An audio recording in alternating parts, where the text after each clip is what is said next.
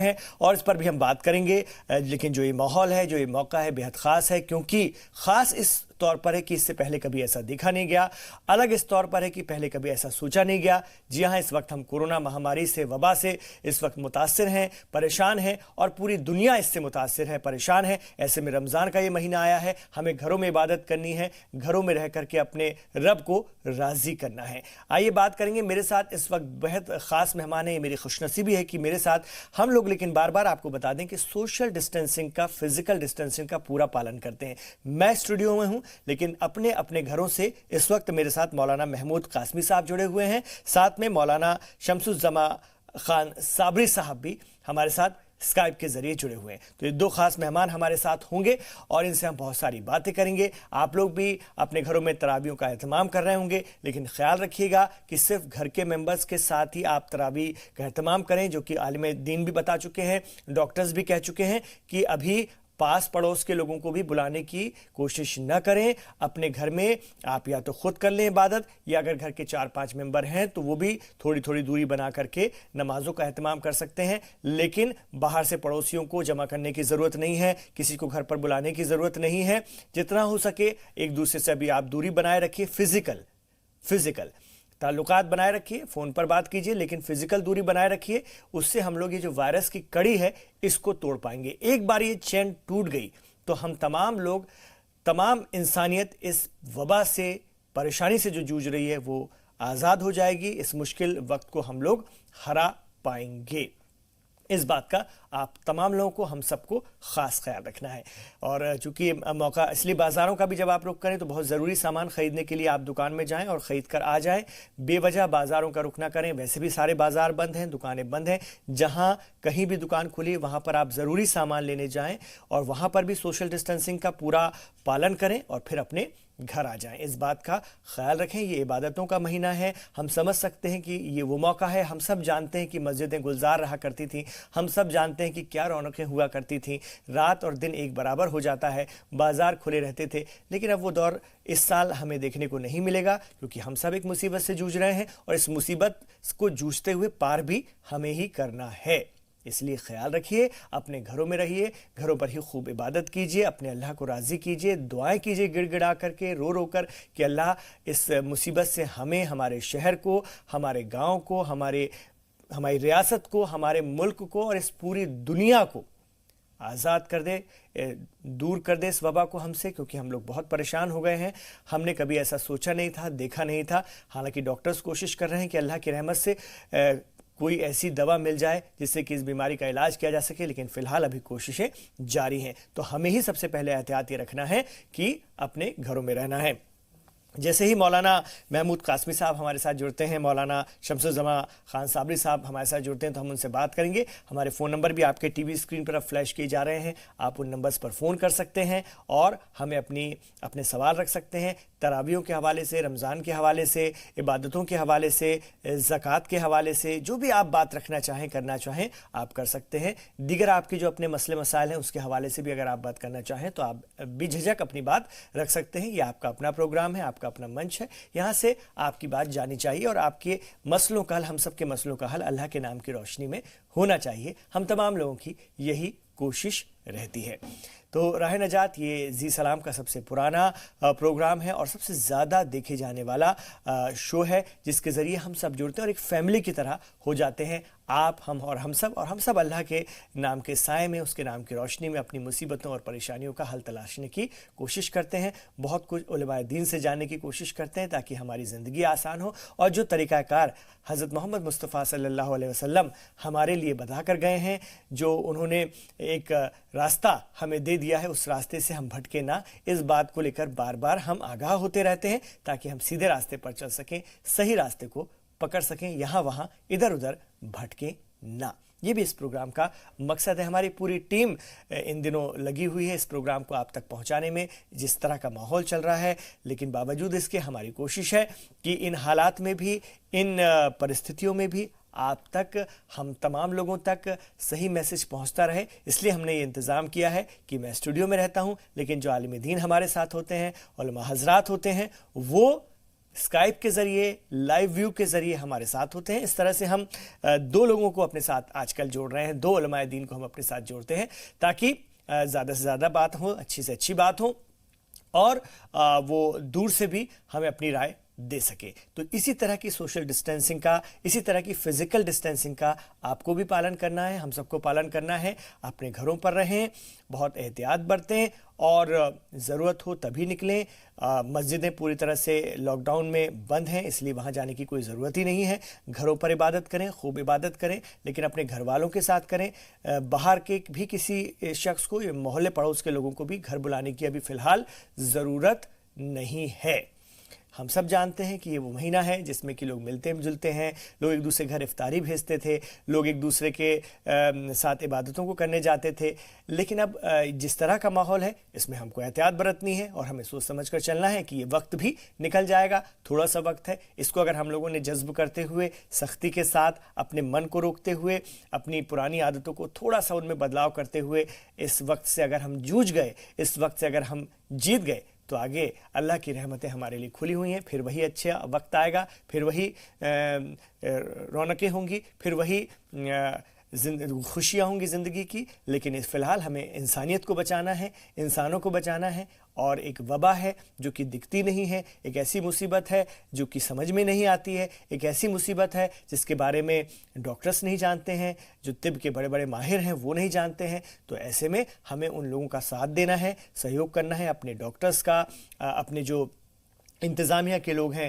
Police کے لوگ ہیں، ان کا ساتھ دینا ہے، ان کا سپورٹ کرنا ہے، ان کی باتوں پر عمل کرنا ہے، وہ منع کریں تو نہیں جانا ہے، ڈاکٹرز کا ساتھ دینا ہے، ان کو پورا سپورٹ کرنا ہے، کیونکہ وہ بھی اپنی فیملیز کو چھوڑ کر کے، اپنے پریواروں کو، اپنے کنبوں کو چھوڑ کر کے ہم لوگوں کی خدمت کر رہے ہیں، اور کس طرح سے کر رہے ہیں ہم سب جانتے ہیں۔ اس لیے پورا سپورٹ ان کو کرنا ہے، ان کے حق میں دعائیں کرنی ہے کہ اللہ تعالیٰ ان کی صحت کو اچھا رکھے تاکہ وہ انسانیت کی خدمت کر سکیں۔ ان کے حق میں آپ گڑ گڑا کر کے، رو کر کے، ہاتھ اٹھا کر کے دعا کیجیے اللہ کی بارگاہ میں کہ ڈاکٹرز کو اللہ پاک طاقت دے، ان کو اتنی ہمت دے، ان کے اندر وہ جذبہ دے، ساتھ میں ان کے اندر وہ امیونٹی پاور بھی دے، تاکہ وہ جو خدمت کر رہے ہیں مریضوں کی جو متاثر ہو چکے ہیں اس وبا سے، ان کو بھی ٹھیک کر سکیں اور خود بھی محفوظ رہ سکیں۔ چلیے اب میرے ساتھ مولانا جڑ گئے ہیں، میرے ساتھ اس وقت جڑے ہیں مولانا شمس الزما خان صابری صاحب ہیں، لائیو ویو پر ہمارے ساتھ ہیں، ان کی طرف رخ کرتے ہیں۔ شمس الزما خان صاحب، میں سب سے پہلے تو یہ جاننا چاہوں گا صابری صاحب آپ سے کہ تراویح کا اہتمام کیا جا رہا ہے، گھروں پر ہی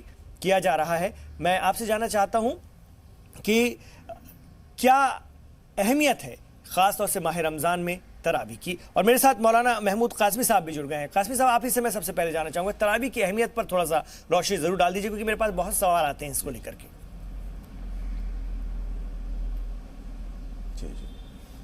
السلام علیکم ورحمۃ اللہ وبرکاتہ، حامدا و مصلیا اما بعد۔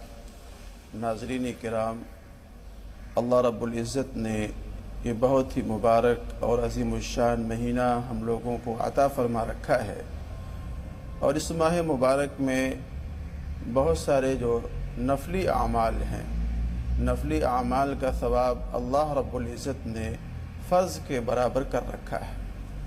اور اس ماہ مبارک میں جہاں بہت سارے اعمال ہیں، وہیں ایک مخصوص ترین عمل یہ ہے کہ پورا عالم اسلام عشاء کی نماز فرض کے بعد اور سنتوں کے بعد ایک مخصوص نماز پڑھتا ہے جس کو تراویح کی نماز کہا جاتا ہے۔ تراویح کی نماز کو تراویح اس لیے کہا جاتا ہے کہ اس میں 4 رکعت کے بعد نمازی اور مصلی بیٹھ کر کے تھوڑا سا آرام کرتا ہے، توقف کرتا ہے، اور تراویح یہ لفظ راحت سے بنا ہے جس کو ترویحہ کہا جاتا ہے، تو اسی سے ماخوذ اور بنا ہوا ہے، اس لیے اس نماز کو نماز تراویح کہا جاتا ہے۔ اور نماز تراویح کے تعلق سے جو ہمارے علماء، مشائخ اور صحابہ کرام سے باتیں منقول ہوتی چلی آ رہی ہیں کہ آقائے نامدار تاجدار بطحہ محمد مصطفیٰ صلی اللہ علیہ وسلم نے اپنے زندگی اور اپنے حیات مبارکہ کے آخری ایام میں پہلے دن صحابہ کرام کو تراویح کی نماز پڑھائی، اس کے بعد دوسری رات میں بھی آپ نے صحابہ کرام کو تراویح کی نماز پڑھائی۔ تیسری رکعت میں بھی نبی علیہ السلام نے تراویح کی نماز پڑھائی، لیکن چوتھے دن آپ علیہ السلام اپنے حجر مبارک سے باہر تشریف نہیں لائے اور صحابہ کرام رات بھر انتظار کرتے رہے لیکن آپ تشریف نہیں لائے۔ جب صبح فجر کی نماز میں آپ علیہ السلام باہر تشریف لائے ہیں تو صحابہ کرام نے سوال کیا کہ اللہ کے رسول، ہم لوگ آپ کے منتظر تھے کہ آپ تشریف لائیں گے اور ہم کو یہ تراویح کی نماز پڑھائیں گے، لیکن آپ تشریف نہیں لائے۔ تو آپ علیہ السلام نے ارشاد فرمایا کہ تمہارا جو یہ ذوق و شوق تھا اور تمہارا جو یہ خوشی کا ماحول تھا اور جس رضا اور رغبت کے ساتھ تم اس نماز کے لیے تشریف لا رہے ہو، مجھے ڈر لگ رہا تھا اس بات کا کہ کہیں ایسا نہ ہو کہ یہ نماز تم پر فرض کر دی جائے اور تم آئندہ ادا کرنے سے قاصر بن جاؤ۔ تو نبی علیہ السلام نے اپنے دور میں اور اپنے حیات مبارکہ کے آخری ایام میں 3 دن اس طریقے سے تراویح کی نماز کا اہتمام کیا ہے، اور صحابہ کرام کا جو شوق تھا، جو ان کی رغبت تھی، اس کو دیکھ کر کے پھر آپ علیہ السلام نے اس نماز کو وہیں پر ترک کر دیا تھا اور چھوڑ دیا تھا۔ اما عائشہ رضی اللہ تعالی عنہا ارشاد فرماتی ہیں کہ نہ نبی علیہ السلام اس تعلق سے زیادہ زور دیا کرتے تھے صحابہ کرام کو، اور نہ ان کی نکیر کیا کرتے تھے کہ اگر کوئی آدمی پڑھنا چاہے تو پڑھتا تھا، لیکن آپ بہت زیادہ اس پر زور نہیں دیا کرتے تھے۔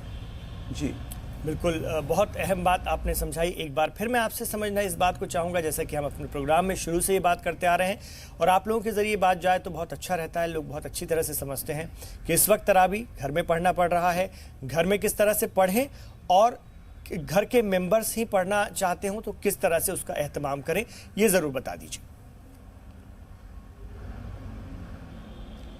دیکھیے، تراویح کے جو نماز کا جو مسئلہ ہے، یہ عام طور سے اور سالوں کے اندر ماشاءاللہ مسجدوں کے اندر ادا کی جاتی تھی، اور امام صاحب باضابطہ ممبر میں کھڑے ہوتے تھے، محراب میں کھڑے ہوتے تھے، قرآن شریف پڑھاتے تھے، 2 رکعت کر کے یہ نماز پڑھی جاتی ہے۔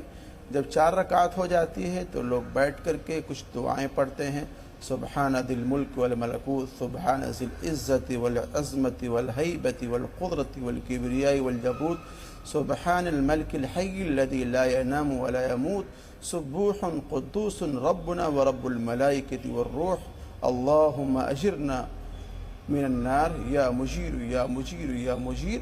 یہ دعا اس 4 رکعت نماز کے بعد میں پڑھی جاتی ہے۔ اگر یہ دعا کسی کو نہیں یاد ہے تو اس کو اور دوسری دعائیں پڑھ لینی چاہیے، ربنا آتنا فی الدنیا حسنہ وفی الآخرۃ حسنہ وقنا عذاب النار۔ اس طریقے سے مسجدوں کے اندر یہ معمول رہتا تھا، لیکن اللہ تعالیٰ پورے عالم کی، ہم تمام لوگوں کی حفاظت فرمائے اور اس عالمی وبا کو پورے عالم سے دور فرمائے، ختم فرمائے، اور ہم تمام لوگ اللہ کی بارگاہ میں مناجات کریں، دعا کریں، اور اللہ رب العزت محض اپنے فضل و کرم سے یہ وبائیں ختم فرما دے۔ یہ ہم تمام لوگ اس ماہ مبارک میں، رمضان میں دعا کریں۔ تو اس طریقے سے مسجدوں کے اندر اہتمام ہوتا تھا، لیکن چونکہ لاک ڈاؤن ہے اور یہ وبائی مرض پورے عالم کے اندر پھیلا ہوا ہے، اور ڈاکٹروں کی تحقیق سے یہ بات ثابت ہو چکی ہے کہ یہ مرض جو لاحق ہوتا ہے یہ سوشل ڈسٹینسنگ کا پالن نہ کرنے کی وجہ سے ہوتا ہے، آپس میں ملنے کی وجہ سے ہوتا ہے، اس لیے ایک دوسرے کو دور رکھنے کی کوشش کی جا رہی ہے، اور اسی لیے جو پروگرام کیا جا رہا ہے اس میں بھی مکمل طریقے سے سوشل ڈسٹینسنگ کا پالن کرتے ہوئے پروگرام کیا جا رہا ہے۔ تو جو لوگ گھروں کے اندر ہیں اور گھروں کے اندر جو لوگ تراویح کی نماز کا اہتمام کر رہے ہیں، میں نے پہلے بھی کہا تھا اور آج بھی اس بات کو دہرا رہا ہوں کہ گھر کا مطلب صرف گھر ہونا چاہیے، نہ یہ کہ پڑوس کے لوگوں کو اپنے گھر میں بلا لیا جائے، یا آپ خود دوسروں کے گھر میں چلے جائیں، یا 2nd فلور 1st فلور کے لوگوں کو کسی ایک جگہ پہ اکٹھا کر لیا جائے اور پھر وہاں تراویح کا نماز کا اہتمام کیا جائے۔ ایسا ہرگز نہ کریں، قطعی نہ کریں، اس لیے کہ عین ممکن ہے کہ ایک دوسرے کے ملنے کی وجہ سے یہ وائرس دوسرے کے اندر منتقل ہو جائے۔ تو ہمارے اکابرین نے، بزرگوں نے، بڑوں نے اور ہمارے وزیر اعظم نے جو ہم لوگوں کو صلاح صلاح دی ہے اس پر مشورہ کرتے ہوئے اپنے گھروں میں ہی رہ کر کے تراویح کی نماز کا اہتمام کریں اور باہر نہ نکلیں اور اس طریقے سے اپنی راتوں کو زندہ کریں۔ بہت اہم۔ میرا سوال یہ تھا آپ سے کہ جیسے گھر میں 5 ممبر ہیں، 5 ممبر ہیں، اس میں خواتین بھی ہیں اور مرد حضرات بھی ہیں، تو اس کو کس طرح سے فالو کرنا ہے یہ بتا دیجئے تھوڑا سا، کیونکہ اس کو لے کے بہت سوال کل بھی ہمارے پاس آ رہے تھے، تو آج اور سمجھا دیجئے۔ جی دیکھیں اس کا طریقہ یہ ہے، صاف سیدھی بات ہے، اگر ایک گھر کے اندر باپ ہے، 2 بیٹے ہیں، ماں ہیں، 2 بہنیں ہیں، مثال میں دے رہا ہوں، اگزامپل کے طور پہ کہہ رہا ہوں، تو اگر باپ اچھا قرآن شریف پڑھتا ہے تو باپ امام بن جائے، اور اس کے بعد دونوں جو بیٹے ہیں وہ پیچھے کھڑے ہو جائیں، اور ماں اور دونوں بیٹیاں اور بہنیں وہ پیچھے صف بنا کر کے کھڑی ہو جائیں، اور اس میں بھی تھوڑا سا اس بات کا خیال رہے کہ جو ڈسٹینس ہے 1 میٹر وغیرہ کا، اگر جگہ ہے آپ کے پاس میں تو اتنا کر لیں، اور اتنا کرنے کے بعد میں پھر آپ نماز پڑھنا شروع کریں، اور اس طریقے سے تراویح کی نماز کو پڑھیں اور اپنی راتوں کا احیاء کریں، زندہ کریں، اس کو مزین کریں۔ اللہ رب العزت ہم تمام لوگوں کی اس عمل کے طفیل میں اور دعاؤں کے طفیل میں اس سے عالمی وبا کو پورے عالم سے دور فرمائے۔ آمین۔ بہت اہم بات آپ کے ذریعے ہمارے کالرز بھی ہمارے ساتھ جڑیں گے۔ آپ بھی مولانا محمد محمود قاسمی صاحب سے اپنی سوال رکھنا چاہتے ہیں، بات کرنا چاہتے ہیں تو کر سکتے ہیں۔ تھوڑی دیر بعد مولانا شمس الزمان خان صابری صاحب بھی ہمارے ساتھ ہوں گے اسکائپ کے ذریعے۔ چلیے وہ بھی ہمارے ساتھ آ گئے ہیں۔ شمس الزمان خان صاحب خیر مقدم ہے آپ کا۔ صابری صاحب آپ سے بھی بہت ساری باتیں کرنی ہیں، اور اگر ہم بزرگان دین کا طریقہ کار دیکھیں، بزرگان دین کے طریقے کی روشنی میں دیکھیں، تو جب چیزیں ہمارے فیور میں نہ ہوں، جب چیزیں ہمارے ساتھ نہ ہوں، ان حالات میں ہمیں سماج کو ساتھ میں کیسے لے کر چلنا ہے، سماج سے کیسے تعاون بنا کر رکھنا ہے، کیسے ایک دوسرے کی مدد کرنی ہے، اس پر تھوڑا سا روشنی ضرور ڈالیے۔ جی السلام علیکم ورحمۃ اللہ وبرکاتہ۔ وعلیکم السلام۔ جی امید ہے آپ بھی اور ہمارے زی اسلام کے ناظرین و سامعین بھی خیر وافیت سے ہوں گے۔ جی بالکل، صوفیاء کرام نے ہمیشہ سماج کا خیال رکھا ہے، ماحول کا خیال رکھا ہے۔ تراویح کے تعلق سے ہم شروع کرتے ہیں وہاں سے۔ محمود قاسمی صاحب نے بھی اس پر روشنی ڈالی ہوگی۔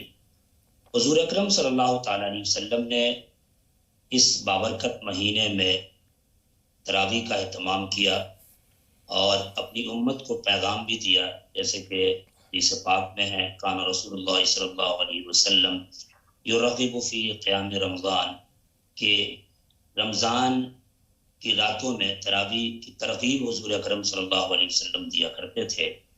اور ام المؤمنین حضرت عائشہ صدیقہ رضی اللہ تعالیٰ عنہ کی روایت سے معلوم ہوتا ہے کہ حضور اکرم صلی اللہ علیہ وسلم نے باضابطہ نماز تراویح کا اہتمام جماعت کی شکل میں کیا بھی، جس کو امام حجر عسقلانی نے اپنی التلخیص میں لکھا بھی ہے کہ حضور صلی اللہ علیہ وسلم ایک رات 20 رکعت تراویح جماعت کے ساتھ پڑھائی، دوسری رکعت دوسرے دن بھی پڑھائی، تیسرے دن آپ مسجد میں نہیں گئے، اس لیے کہ اس بات کا اندیشہ تھا کہیں فرق نہ ہو جائے۔ تو اس کو صوفیہ نے، خاص طور سے علماء کی جماعت نے، اللہ والوں نے اپنے اوپر مکمل طریقے سے لازم سمجھا، اور وقت کے ماحول کو دیکھتے ہوئے اسی طرح کیا۔ صوفیہ نے ہمیشہ چاہا کہ کسی کا دل نہ ٹوٹے، کسی کو تکلیف نہ ہو۔ اس حوالے سے اشارے میں وہ بات کرتا ہوا چلا جاؤں۔ ایک صوفی بزرگ ہوئے ہیں، ان کے پاس ایک شخص نے تحفہ پیش کیا کھانے کا جو بے نمک تھا، جی یہ پھیکا تھا۔ انہوں نے تناول کیا، گھر والے کو احساس ہوا کہ کھانا تو پھیکا تھا، وہ دوڑے دوڑے یا صوفی بزرگ کی بارگاہ میں آئے۔ تو صوفی صاحب نے پہلے ہی کہہ دیا، ان کو احساس ہو گیا کہ شاید سامنے والے کو تکلیف ہو گئی ہے۔ آپ نے فرمایا کہ دیکھو آج بغیر نمک کے نمک والا کھانا کھانے کا دل تھا، اللہ نے مجھے وہ میرے پاس بھیجا۔ تو صوفیہ نے ہمیشہ ماحول کا، نشو و فراز کا، سماج کا خیال رکھا ہے۔ اسی طرح آج کے بھی نیک لوگوں کا حال یہی ہے کہ ایک طرف نفل نماز تراویح کی ترغیب ہے حضور اکرم صلی اللہ علیہ وسلم کی، اور ایک طرف مسجد. لیکن لاک ڈاؤن کے اس ماحول میں آج بھی سارے لوگ اپنے گھر میں نماز پڑھ رہے ہیں، سارے لوگ اپنے گھر میں تراویح کی نماز ادا کر رہے ہیں اور رمضان کے پورے معاملات کے حقوق کی ادائیگی اپنے گھروں میں کر رہے ہیں. بابا فرید گنج شکر کی بارگاہ میں ایک شخص نے کینچی پیش کیا تو آپ نے فرمایا کہ ایسا ہے کہ صوفیہ کی بارگاہ میں کینچی نہیں پیش کرنا ہی ہے تو سوئی پیش کرو، اس لیے کہ ہم وہ لوگ ہیں کہ جو توڑنے کا کام نہیں بلکہ جوڑنے کا کام کیا کرتے ہیں. محبوب الہی خواجہ نظام الدین اولیاء نے فرمایا کہ جب تمہارے راہ میں کوئی کانٹا بچھائے تو تم اس کی راہ جواب میں کانٹا نہیں پھول بچھایا کرو. سبحان اللہ، سبحان اللہ. اس لیے کہ اگر تم اس کے مقابلے میں کانٹا بچھاتے ہو تو پھر کانٹا ہی کانٹا ہو جائے گا، اس لیے تم پھول بچھایا کرو. اس طرح ایک صوفی نے فرمایا اور بڑی اچھی بات انہوں نے کہی کہ دیکھو میدان حشر میں، حشر کے میدان میں نفل نماز سے، ورد و وظائف سے زیادہ اہمیت اس شخص کی ہوگی جو کسی بھوکے کو ایک لقمہ کھانا کھلایا ہو. سبحان اللہ، سبحان اللہ. تو صوفیہ نے ایک تعلیم ہمیں دی ہے اور اس پر عمل کر کے زمانے والے کو بتایا ہے کہ جہاں تم مجھ سے محبت کا دعویٰ کرتے ہو تو وقت اور حالات کا بھی خیال رکھا کرو، جب جیسا ماحول ہو اسی دائرے میں رہ کر رب کی عبادت کیا. بہت اہم بات. میں آ رہا ہوں آپ کے پاس. میرے ساتھ محمد سعید صاحب جڑ گئے، ہمارے کالر ہیں. آئیے سنتے ہیں کیا کچھ وہ کہنا چاہتے ہیں. سعید صاحب، آپ زی سلام پر ہیں، اس وقت راہ نجات دیکھ رہے ہیں، اپنا سوال رکھیے. جی السلام علیکم. وعلیکم السلام. جی میرے ساتھ، جی ہاں دراصل ہمارا یہ سوال ہے. جی ہم یہ معلوم کرنا چاہتے تھے جیسا کہ جو انسان اپنے والدہ والدین کی نادانی میں کوئی غلطیاں کر دیتا ہے. جی ٹی وی کا ساؤنڈ کم کر لیجیے تو اچھا رہے گا. جی جی جی اور ان کے مطلب والدہ والدین فوت ہو جاتے ہیں تو اس کے لیے معافی کے لیے اس کے لیے کیا طریقہ ہے تھوڑا؟ اچھا اچھا ٹھیک ہے، ابھی بات کر لیتے ہیں. تو پہلے تو اس سوال کو لے کر مولانا محمود قاسمی صاحب کے پاس آؤں گا میں. قاسمی صاحب، والدہ والدین سے کے خلاف کوئی غلطی کر دی جب وہ زندہ تھے، پھر اس کے بعد ان کا انتقال ہو گیا، اب کیا کرے وہ شخص جب اس کو اب احساس ہوگا کہ اس نے اپنے ماں باپ کا دل دکھایا یا ان کو پریشان کیا ہے؟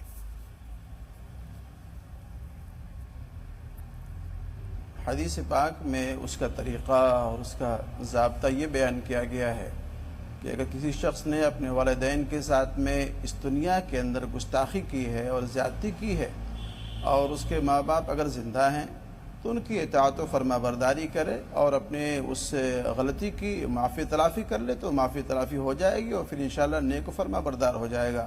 لیکن اگر ماں باپ کا انتقال ہو چکا ہے اور اس کے ماں باپ اس دنیا کے اندر موجود نہیں ہیں، وفات پا چکے ہیں، تو اس کا طریقہ یہ بتلایا گیا ہے کہ وہ شخص اپنے والدین کے لیے دعائے خیر کرے، دعائے مغفرت کرے اور کم سے کم اس آیت کریمہ کے ذریعہ رب ارحمہما کما ربیانی صغیرا، رب ارحمہما کما ربیانی صغیرا، رب ارحمہما کما ربیانی صغیرا، کہ اے اللہ ان دونوں پر یعنی ہمارے ماں باپ پر رحم و کرم کی بارش نازل فرمائیے جس طریقے سے انہوں نے ہمارے کو بچپن میں پرورش کیا تھا اور رحم و کرم ہمارے اوپر نچھاور کیا تھا، تو اس طریقے سے ان کے ساتھ میں دعا کریں.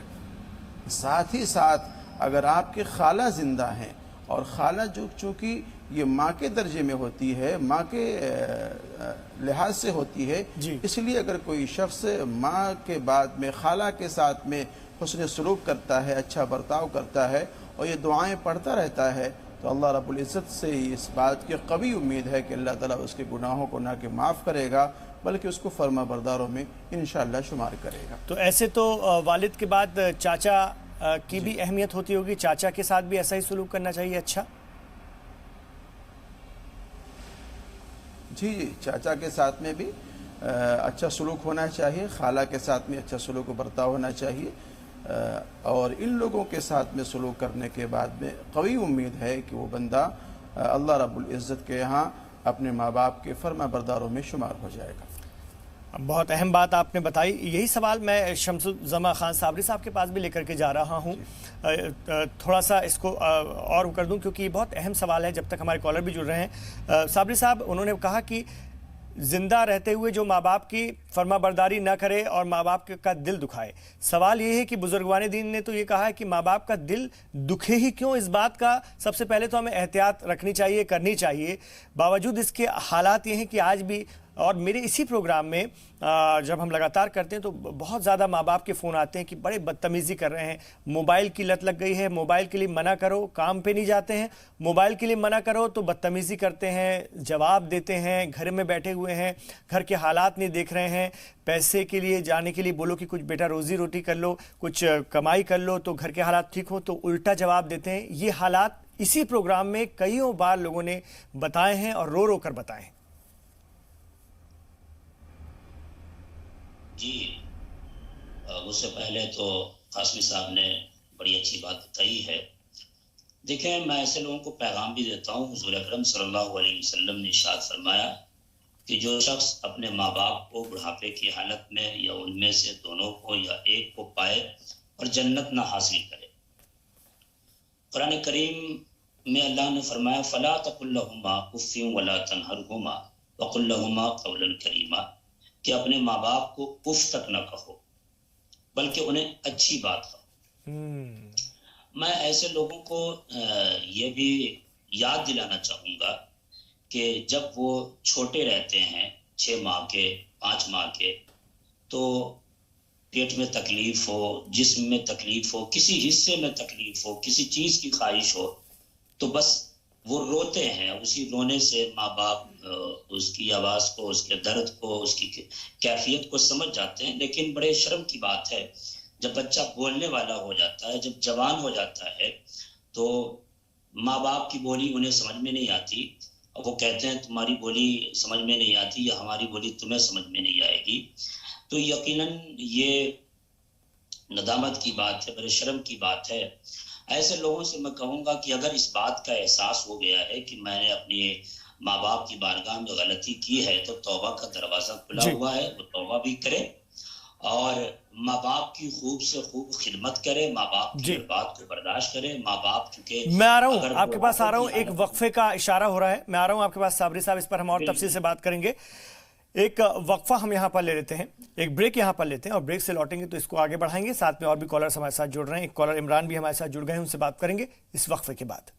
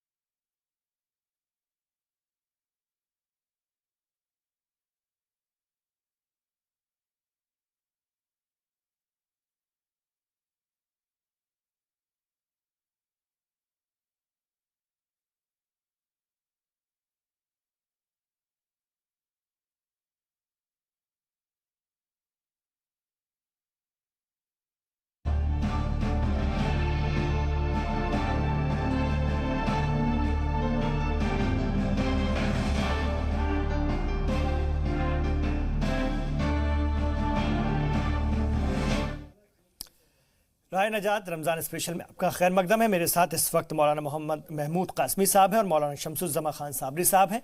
हम लोग सोशल डिस्टेंसिंग का पालन करते हुए एक साथ जुड़े हुए हैं और इस वक्त एक कॉलर हमारे साथ है, इमरान, उनसे बात करेंगे। इमरान साहब, अपना सवाल रखिए। जी, अस्सलाम वालेकुम वरहमतुल्लाहि वबरकातुहू। वालेकुम अस्सलाम। रमज़ान मुबारक हो। आपको भी बहुत बहुत मुबारक। मैं प्रोग्राम आपका हमेशा देखता हूं, लेकिन अब आपकी जो खुलूसियत है, आपको बात करने का जो अंदाज है, मुझे बेहद पसंद आता है। अल्हम्दुलिल्लाह, अल्लाह आपको तौफीक दे और मेरे लिए भी दुआ करें कि अल्लाह हम लोगों को बोलना सिखा दे। सवाल मेरा ये है जनाब कि जो मैंने कुछ 3-4 रोज पहले आपसे सवाल रखा गया था کہ مطلب ہم لوگ جو گھر میں تراویح پڑھ سکتے ہیں، تو جیسے میں سعودی رہ چکا ہوں کچھ سال تک، تو وہاں جو ہے 8 رکعت بھی جو ہے تراویح پڑھی جایا کرتی تھی، سمجھ گئے؟ جی۔ تو ہم لوگ جو ہے جیسے امام ابو حنیفہ کے ماننے والے، ان کے مسلک کو ماننے والے، تو کیا ہم لوگ جو ہے اس میں 8 رکعت یا 20 رکعت کا جو مسئلہ ہے، اس میں کیا ہم لوگ کمی بیشی کر سکتے ہیں؟ اور ایک سوال ہے کہ جو لوگوں کو مطلب یہ بیچ تراویح کے بیچ کی جو سورہ جو آیت دعا پڑھتے ہیں، وہ دعا کسی کو بائی دے یاد نہ ہو، کمی بیشی ہو